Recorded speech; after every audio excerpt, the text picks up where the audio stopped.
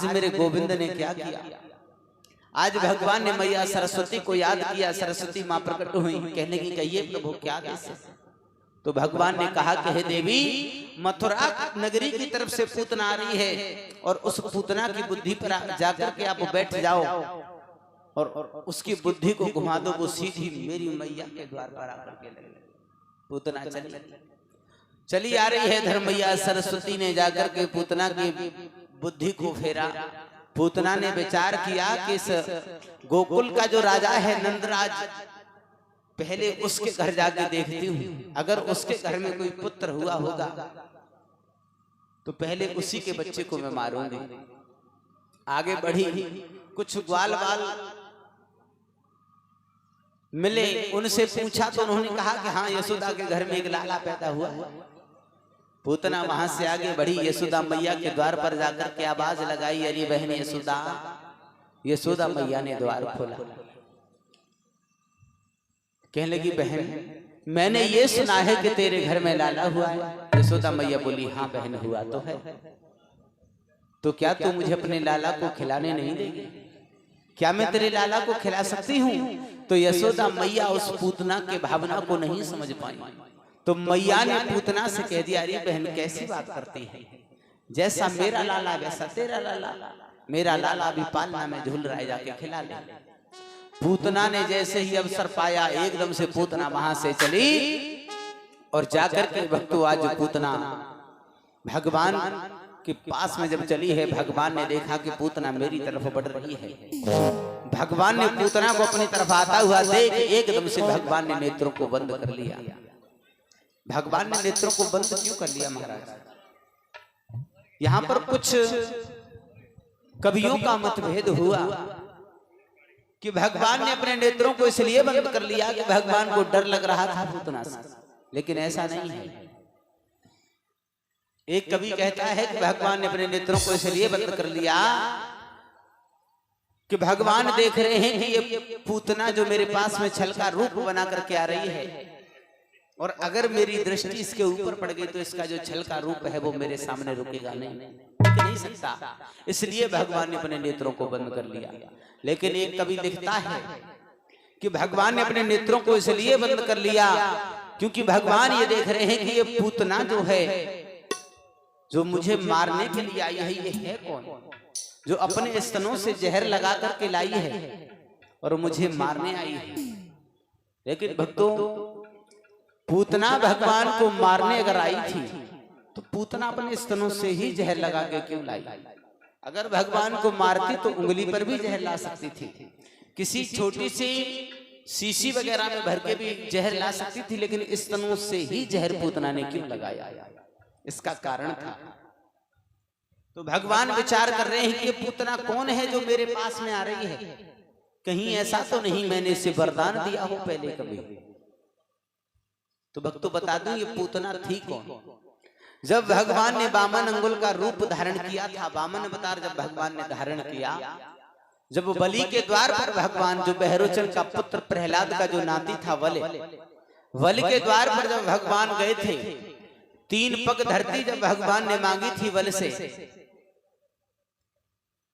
तब भक्तों वल ने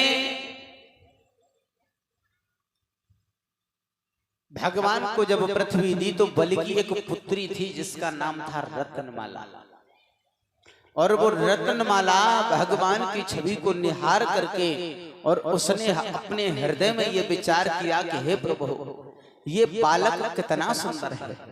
वामन अंगुल के भगवान थे, तो विचार किया उस रत्नमाला ने कि ये छोटा सा ब्राह्मण और कितना सुंदर है, इसका जो शरीर है हजारों सूर्य के समान प्रकाशवान हो रहा है, इसका तेज कितना भयंकर, कितना सुंदर है, और अगर प्रभु ये मेरा दूध पीता तो कितना अच्छा होता।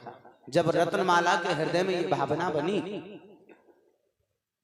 कि ये मेरा दूध पीता तो कितना अच्छा होता, भगवान उसके हृदय की बात को समझ गए, और जब भगवान उसके हृदय की बात को समझे तो भगवान ने उसी समय उस रत्नमाला को वरदान दे दिया था कि हे रत्नमाला, अगर तुम्हारी ये इच्छा है कि मैं तुम्हारा स्तनपान करूं, मैं तुम्हारा दूध पीऊं, तो इस समय तो नहीं, लेकिन द्वापर युग में जब मैं कृष्ण के रूप में अवतार लूंगा, उस समय कंस तुम्हें भेजेगा, तुम पूतना के रूप में मेरे पास आओगी, तब तुम अपने स्तनों से जहर लगा करके लाओगी, तब मैं तुम्हारा स्तन पान करूंगा, तब मैं तुम्हारा दूध पीऊंगा।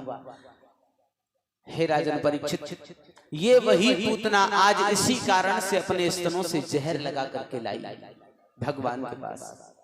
एक कवि ये लिख रहा है कि भगवान ने अपने नेत्रों को इसलिए बंद कर लिया कि भगवान भोलेनाथ को याद कर रहे हैं और कह रहे हैं कि हे भोलेनाथ, मेरी जरा सी उम्र है, आज मैं 5 दिन का हुआ हूं और ये पूतना मुझे जहर पिलाना चाहती है। इसलिए हे नीलकंठ महादेव, जिस प्रकार से समुद्र मंथन से 14 रत्न निकले थे, सबसे पहला रत्न था हलाहल जहर, जो आपने पिया था, आपका कंठ नीला पड़ गया, उसी प्रकार से आज इस कालकूट जो जहर ये पूतना लगा के लाई है, इस जहर का भी आप पान कर जाइए। इसलिए भगवान ने अपने नेत्रों को बंद कर लिया। आज भक्तों, तब तक पूतना आगे बढ़ी, भगवान को अपनी गोद में पूतना ने उठा लिया। आज मेरे गोविंद को भगवान पूतना ने और जब गोद में ले लिया भक्तों, उसी समय आज भगवान के मुखार में पूतना अपना स्तन जब दे देती है, भगवान उसके दूध को पीने लगे और दूध को पीते ही पीते आज भगवान उस पूतना के प्राणों को खींचने लगे। और जैसे ही पूतना के प्राणों को खींचना आरंभ किया भगवान ने, पूतना घबराने लगी और जैसे ही पूतना घबराई, पूतना से सहन नहीं हुआ, एकदम से पूतना चीखने लगी। तब तक भगवान ने मैया यशोदा को बहरा कर दिया। मैया को कुछ भी सुनाई नहीं दे रहा है, बहरा कर दिया। पूतना चिल्ला रही है, मैया को कोई भी आवाज मैया के कानों तक नहीं पहुंच रही है।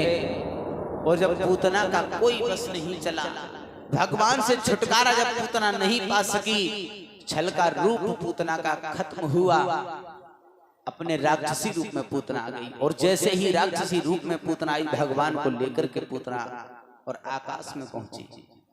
और जैसे ही अंतरिक्ष में पहुंची, भगवान ने उसे छोड़ा नहीं। भगवान उसकी छाती को पकड़ करके लटक जाते हैं, स्तन को पकड़ करके भगवान लटक गए। भगवान ने जब प्राणों को खींचा, पूतना का देहांत हो गया। और जैसे ही पूतना के प्राण उस शरीर से निकले, पूतना एकदम से आकर के जब धरती पर गिरी, तो लिखा तो भक्तों भागवत में यहां तक देखा, यहां तक पढ़ा गया कि जब पूतना पृथ्वी पर गिरी तो 6 कोस जगह पूतना ने घेरी। कितना स्थान घेरा महाराज पूतना ने? 6 कोस 18 किलोमीटर। 18 किलोमीटर का क्षेत्रफल जब पूतना ने घेरा, बड़े बड़े वृक्षों को नष्ट कर डाला। कुछ ग्वाल वाल जंगलों में गाय चरा रहे थे। जैसे ही पूतना पृथ्वी पर गिरी, पूरा भूमंडल हिल गया। और जब पूरा भूमंडल हिल गया, इतनी तेज आवाज हुई, मैया यशोदा के कानों में आवाज पहुंची। मैया यशोदा पालना की तरफ भागी, तो पालना में देख रही हैं कि आज मेरा श्याम उस पालना में नहीं है, भगवान उस पालना में नहीं है। मैया रोने लगी। रो करके मैया नंद बाबा के पास में भागी, कहने लगी, नंदराज का जब हो गया, एक गोपी आई थी अपने लाला को खिलाने के लिए, लेकिन हमारा लाला उस पालना में नहीं है और ना ही वो गोपी नजर आ रही है। पता नहीं वो गोपी हमारे लाला को लेकर के कहां चली गई। और मुझे तो बहुत तेज डर लग रहा है, अभी अभी इतनी तेज आवाज हुई है नंदराज, पता नहीं कहीं कुछ घटना न घटित हो जाए, कुछ अनुचित न हो जाए।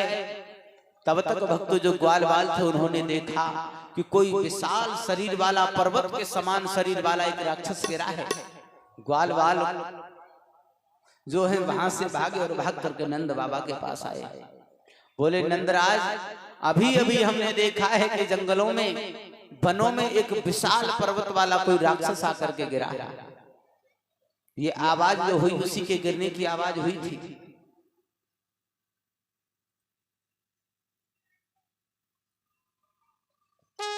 उसी समय पर भक्तों आज सभी इस बात को जब सुनते हैं वहां से नंद बाबा मैया यशोदा सभी गोकुलवासी भागे। भाग करके पूतना के पास में जब पहुंचे तो पूतना मरी हुई बड़ी है। भगवान पूतना के छाती पर खेल रहे हैं और मैया ने देखा भगवान पूतना के छाती पर मैया के अंदर से और पुत्र का प्रेम जब उमड़ा मैया से रुका नहीं गया और मैया भाग करके उस पूतना के ऊपर चढ़ जाती है। और जब मैया पूतना के ऊपर चढ़ी मैया ने भगवान को उठाया, भगवान के मुखार बिंद को चूमा और चूम करके भगवान को अपने हृदय से लगा लिया। मैया रोने लगी और जब मैया रोने लगी वापस आई। सभी विचार कर रहे हैं पता नहीं जब से नंद बाबा के घर में लाला का अवतार हुआ है तब से पता नहीं नित्य प्रतिदिन अनेकों प्रकार के और संकट दिन प्रतिदिन आ रहे हैं, लेकिन भगवान हमारी बार बार रक्षा कर लेता है। भगवान बार बार नंद राज के पुत्र की रक्षा कर रहा है। पता नहीं इस संसार में वो क्या होने वाला है। सभी भक्त मीठी मीठी तालियों के साथ एक भजन बोले।